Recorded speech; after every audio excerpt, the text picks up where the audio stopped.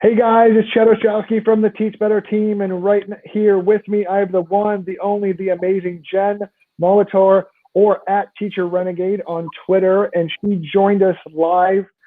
She's joining us live tonight to do our Twitter post chat. So our chat tonight was about a statewide culture of improvement, and it was actually led by the superintendent of education in Ohio, Mr. DeMaria, who is at OH Education SUPT. He did an amazing job. I thought it was a really good chat. Me and Jen are both from Ohio, so I think that was pretty cool tonight to be basically chatting with the superintendent of the state. Anytime you can, yank on the ear of the superintendent of your entire state, it's a good night, right? So what did you think of the chat tonight, Jen? Love the questions. Love the engagement. I love the support for teachers. And I think it was question 6 when it was, how do we get kids involved in this continuous improvement? I think they're overlooked so often and underestimated. So I love that tie-in. Yeah, absolutely. I really liked Mr. DeMaria's focus on all of the scaled levels of education, right? I really liked the fact that we talked about what can they do as a state to be better about focusing on improvement. And then he kind of talked about, okay, so what can you do as a district or a school to be more focused on improvement? What can you do as a teacher to be more focused on improvement? And then he even, like you said, brought in the students, which are the most important stakeholders. And I think knowing we have an educational leader with that mindset and looking at all those levels is a really huge thing. I definitely think so, being constantly focused on improvement. I know from our amazing conversations that aren't on this chat that you're always focused on getting better. As you know, the Teach Better team's always focused on improvement and getting better. So what are some things that because you're an instructional coach in your district, right? So what are some things you sort of remind teachers of when they get into that funk and they don't want to get better or they don't want to improve? What are some of those things that you do as an instructional coach to keep teachers in the mindset of getting better and improving on a daily basis? The first step is getting back in touch with your why and having that be your anchor. This is why I'm here. There was a time when I wanted out of teaching and I had lost my focus. I'd lost my why.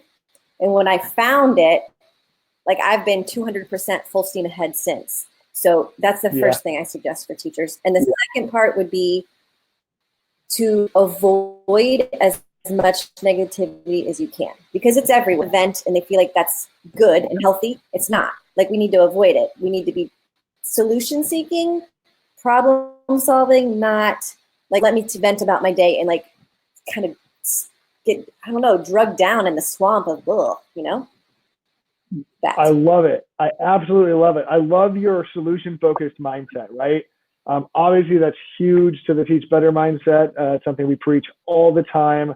One of my favorite things is I tell teachers all the time, I was if you walk up to a building and it's on fire, you can do one of two things. You can complain about why the building's on fire, or you can put the fire out, right? You have these two, so you can find your solution and then worry about why it started later, or you can just sit here and whine about why the fire started or whose fault it is, or I can't believe the scenario was in place to have this fire happen, or someone left whatever it is.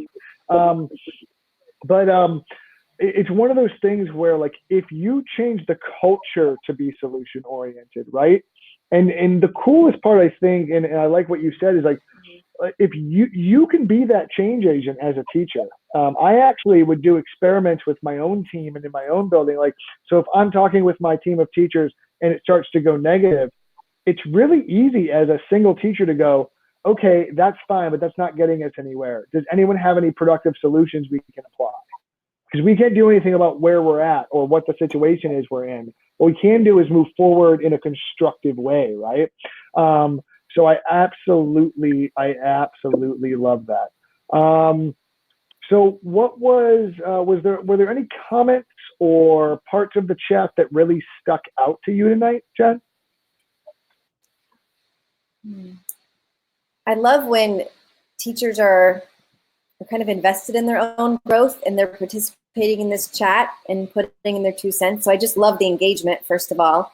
And then I love when there was a comment about all in approach. And I love that. I listened to Ron Clark. I got to hear him speak this summer.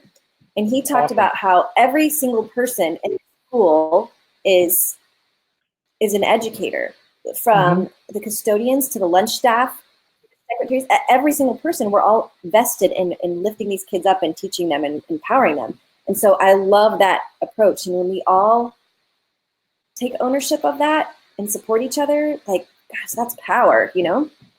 Yeah. Yeah. And I liked that focus as well. I agree with you that if you can get a staff to buy into that, right? And not just talk the talk, but walk the walk, from the bus driver that picks the student up, from the moment they step on that bus to the moment they walk off of it at the end of the day, right? I saw a great quote from a principal today, actually, and they were like, our bus drivers are like the doormen to our schools. They literally are the first face you see and the last face you see at the end of the day. So like, our students' day starts the minute they walk onto that bus. So whether it's a bus driver, whether it's the cafeteria worker, whether it's the custodial worker, or like the front office staff, like whoever that is going to interact with those students, they are just as important as the classroom teacher, the principal, the admin, the curriculum director, the instructional coach, you name it. Like, and if that is not bought in throughout the building, like, it becomes hard to buy into that culture. Another great story I heard was there was a janitor that worked at NASA, and someone walks up to this janitor and goes, this is when we were trying to go to the moon. And someone walks up to the janitor, and the janitor's, you know, picking up paper and cleaning up the lab, or like whatever the office is that he was in. And someone goes, you know, what do you do? What are you doing? And the janitor goes, I'm helping send a man to the moon.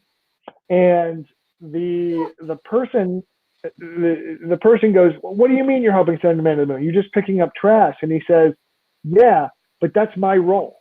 My role is to make this space clean, to make this a productive environment so that the scientists can do the work or the calculations or do the work that they need to get a man on the moon. So therefore, I'm helping get a man on the moon. And I love that story. I love that mentality, because teachers, bus drivers, anyone in the building can help build that culture if their culture and their goal is to, I'm here to teach kids. I'm here to grow kids. I'm here to help kids. If everyone has that mentality, it's a hugely powerful thing. And I love that. I was teaching in a district, and I was walking kids out to the buses one day, and I walked over a pencil, and I was just worried about getting the kids to the class, thinking about that pencil. So on the way back in, I walked behind the principal, and I noticed her bend down and get the pencil. And I remember thinking, oh, well, she needs to do that. She's the principal. And then as I was walking into school, I'm like, oh, what? Like I put that on her because she was the principal, and like I just reflected on that thing, and I'm such a creep. So like, but like that, it's that mentality, right? Like, I could pick up it's my school too. It's my school too, you know? So that. Yeah, absolutely. It's that ownership. It's that piece. And I think all of the things we're talking about right now stem and build that improvement culture, right? Because when you care about a place, when you're bought into a place or a mission or a vision or a culture, that's when you're going to never stop improving. That's when you're going to go that extra mile. That's when you're going to take that extra time, and whatever that means, honestly. And that's the other thing I noticed in tonight's chat. So like, people had a variety of different answers about what improvement was to them and what made improvement possible for them. And I think that's a really powerful thing because it's not going to look the same. It's not going to feel the same. It's not going to be those same motivations for everybody. But throughout the entire conversation, there was also this like thread connecting it. And even if the way you approached it was different, that big why question, that like, why are we doing this work? Why are we here? And what do we do? Like that was pretty consistent amongst people, right? So I loved that. I loved this chat, and I thought it was really cool because, like I said, we're both in Ohio, that we got to literally hang out with the superintendent in the state of Ohio tonight. I was proud to have him on Mastery Chat. I'm actually going to Columbus next week. I was trying to like see if I could get a meeting with him. I don't know. We'll see if that works out.